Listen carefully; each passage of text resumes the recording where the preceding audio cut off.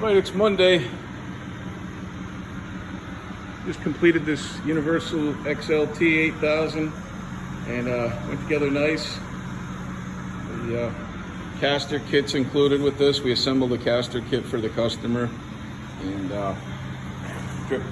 three poly drip trays, jack tray, and the aluminum ramps come standard on these now.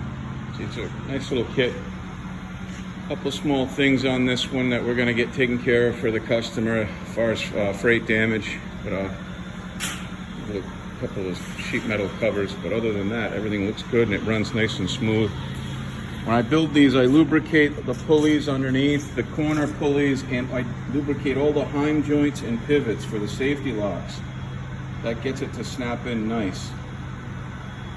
If you're building this on your own, I recommend getting some, spray grease, or I use Miracle Lube, and that works good. Turns to a gel so it doesn't swing on the cars. Nice 3-car garage here, a lot of space. If you need a lift, contact Christy, and she'll get you on my schedule for delivery or build. And happy Monday out there. I will head to do a repair in Providence.